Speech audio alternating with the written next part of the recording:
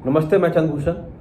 आज मैं आपके सामने सर्दी, खांसी और जुकाम के बारे में बात करने जा रहा हूं, जो कि एक बेहद ही कॉमन फेनोमेना है हम लोग के जीवन में। इंग्लिश में इसको कोल्ड एंड कफ बोलते हैं। तो जब भी कभी सीजन चेंज होता है या ऐसे भी हम इसका शिकार हो जाते हैं, तो मैं आपको ये चीज़ बताने वाला हूँ कि उस टाइम हमको क्या करना चाहिए, मैंने कौन सा चीज़ यूज करना चाहिए और वो कौन सी चीज़ें हैं जिसको कि हमें अवॉइड करना चाहिए। तो सबसे पहले जब भी अगर हमें सर्दी खांसी हो जाए, चाहे वो सीजनल हो या ऐसे भी, तो इसका मतलब है कि हमारा बॉडी रेस्ट चाह रहा है। हमको अधिक से अधिक आराम करना चाहिए, 7 घंटे 8 घंटे सोना चाहिए और उस टाइम हमको एक्सरसाइज नहीं करना चाहिए। अगर कोई जिम जाते हैं तो आप उस टाइम जिम न जाएं, आप थोड़ा रेस्ट करें। और इसलिए क्योंकि जब कोई जिम जाता है तो उस टाइम बहुत सारा सप्लीमेंट्स का यूज करता है, तो वो भी सप्लीमेंट्स को भी बिल्कुल अवॉइड करें। और उस केस में देर रात तक जगना, 2 बजे 3 बजे 4 बजे तक जगना, चाहे आप सिनेमा देख रहे हैं या कंप्यूटर यूज कर रहे हैं, माने इन सब चीज़ों को कंप्लीटली अवॉइड करें। अब आते हैं कि हमको क्या खाने से जो है उसमें हमको काफ़ी बेनिफिट मिल जाएगा ताकि हमको मेडिसिन नहीं लेना पड़े। सबसे पहला है चिकन सूप। जो लोग नॉनवेज नहीं खाते वो नॉर्मल सूप पी सकते हैं, बाकी जो नॉनवेज खाते हैं वो चिकन सूप लेंगे। चिकन सूप में हम जानते हैं कि उसमें बहुत सारे विटामिन और बहुत सारे मिनरल्स होते हैं, तो वो बहुत फ़ायदेमंद होता है। दूसरा है लिक्विड मील में खिचड़ी।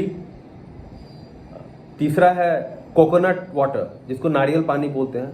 वो हमारे बॉडी को हमेशा हाइड्रेटेड रखता है और उसके अलावा उसमें एंटीऑक्सीडेंट प्रॉपर्टी होता है, जिससे कि बॉडी में कोई नया फ्री रेडिकल अगर कोई बनता है तो उसको वो उसका नाश करता है वो। उसके बाद जो है हमें गर्म पानी का इस्तेमाल करना चाहिए, जितना भी हो सके हम गर्म पानी पिएं। उसके बाद हम क्या कर सकते हैं कि पानी में नमक डाल के हम गार्गल कर सकते हैं। ये हम दिन में 3 से 4 बार गार्गल करेंगे। ये काफ़ी फायदेमंद होता है और जो इरिटेशन होता है उसको वो काफ़ी हद तक ठीक करने में मदद करता है। फिर एक हनी, जिसको हम लोग हिंदी में शहद बोलते हैं, वो बेहद फ़ायदेमंद है। वो हम सब जानते हैं कि हनी में जो है एंटीवायरल प्रॉपर्टी होता है।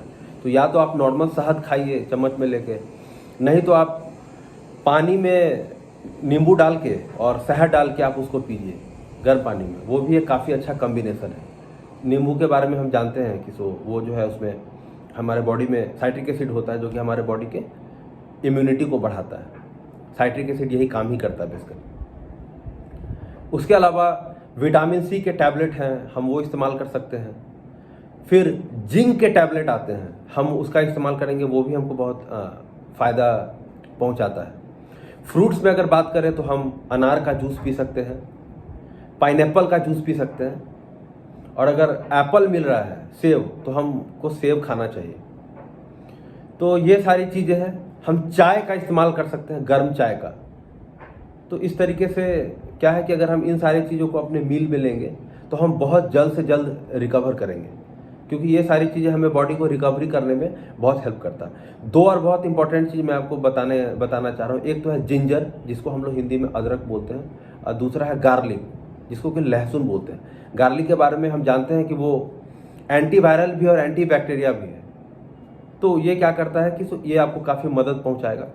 1 पीस या 2 पीस जो गार्लिक है, जिसको हिंदी में पोट बोलते हैं, वो अगर हम खाएँ तो काफ़ी मदद मिलता है। जिन लोगों को भी अगर हस्त मैथुन का प्रॉब्लम होता है, मीन्स अगर नाइटफॉल का प्रॉब्लम है, स्वप्न दोष का प्रॉब्लम है, तो उनको रात में खाने से अगर मीन्स वहाँ पे अगर हम इसका इस्तेमाल करते हैं लहसुन का, तो काफ़ी उसमें भी बहुत हेल्प होता है।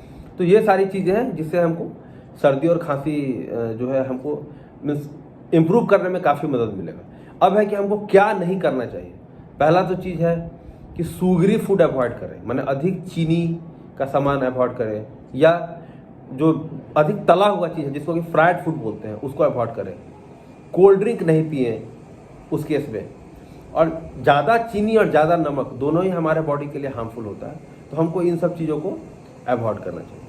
तो ये रही सारी चीज़ें जिससे कि हम लोग कफ एंड कोल्ड को जो है कंट्रोल कर सकते हैं। अगर हमारे बॉडी का इम्यूनिटी पावर ठीक रहा तो हम 1 से 2 दिन में ठीक हो जाएंगे। अगर हम लापरवाही बरतें और चीज़ों को इसी तरीके से बिगड़ने दिए तो फिर क्या होगा कि वो 5 दिन 6 दिन लगेगा ठीक होने में, फिर आपको डॉक्टर का दवाई लेना पड़ेगा, जिसका कोई मतलब नहीं रह जाता। तो जब भी कफ एंड कोल्ड हो, जो मैंने आपको बताया है, आप अगर उसका फॉलो करेंगे और रेस्ट लेंगे, वो आपको बहुत हेल्प करेंगे। Thank you.